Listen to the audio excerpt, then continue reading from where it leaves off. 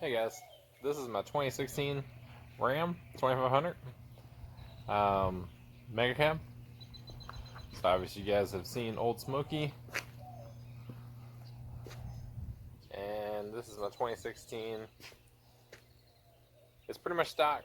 I have a cold air intake on it, but other than that, not a lot. I did some airbags just like I did on Old Smoky, and I had a Smarty programmer on there, but I ran it on stock mainly just because I was very fearful of if I would turn it off of stock, my transmission having issues.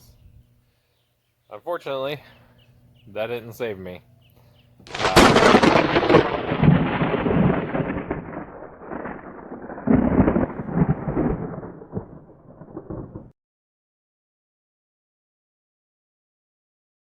6 weeks ago, my transmission 6-gear clutches started slipping. I took it to the dealer.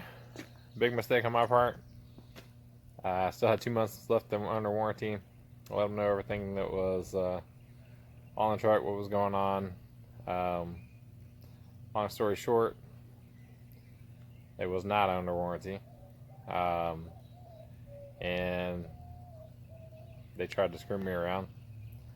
So, had to take my truck to a reputable shop, ROKS Diesel. Thank you, ROKS Diesel. Anytime I can't personally do something, I take it to somebody I can trust, and that's ROKS Diesel for me. They're located here in Victoria. So shout out to you guys. Appreciate everything. And it left me with the problem of finding who to build my 68 RFE. If you guys know, the 68 RFE transmission is not that great of a transmission. You really have to have somebody who knows what they're doing to build the 68 RFE, because there is a lot of specific things like tolerances between clutches, and everything in that transmission has to have somebody that knows what they're doing. There's a lot of companies out there that build transmissions, and you would hope and you would think that they know what they're doing. But unfortunately, as I've found out in the past, I had a 2006 Mega Cab that I spent 12 grand on a fully built transmission from a company that sells purple transmissions, and it leaked from the front and back from day one. Brought the issue up to the company. It's supposed to have such a great warranty. Didn't warranty it. Wound up spending $3,400 to tear it apart, rebuild it. Found with 3 miles on this transmission that was supposed to be full billet, burnt clutches. The band had wear on it, on the inside of the band, like where like a 200,000 mile transmission would have on it, and a brand new transmission. So just be careful who you get to rebuild or buy transmission from. So you can tell I was really leery about who to go with, what kind of transmission to get. But as luck would have it, I did a ton of research. I was really looking at fire punk transmissions, and I heard a lot of good things about Randy's transmissions.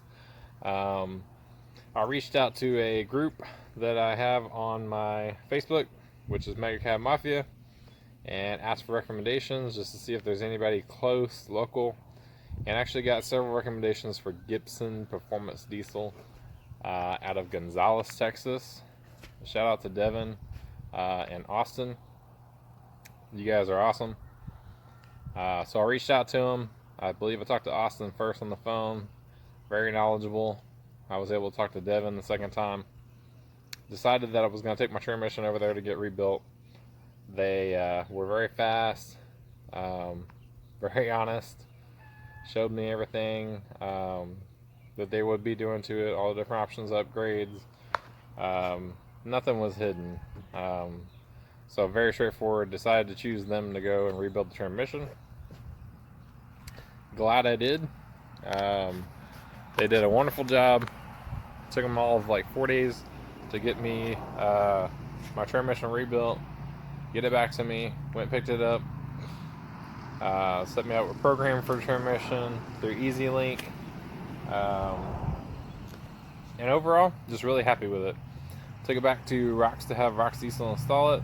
Again, ROKS Diesel, awesome. Did the install, put it back in, changed my transmission cooler out, which was a great suggestion too. That's something honestly that I didn't think about. Um, Changed the transmission cooler, but it made sense. You know, clutch material, if you have clutch material in your transmission, if anything breaks in your transmission, you could get those pieces in your actual transmission cooler, and so it's important to change that, especially if you're going to spend another X amount of dollars on a rebuilt transmission. So, got mine rebuilt. I felt like it was a very fair price. These transmissions are expensive, guys, so you're not going to go somewhere and get a $5,000 rebuilt transmission that's going to do what you think it's going to do. You are going to be into the $8,000 or $9,000 range with tuning and a really good built transmission with somebody that's reasonable, but most importantly, knowledgeable. So, had it in the truck now for 500 miles.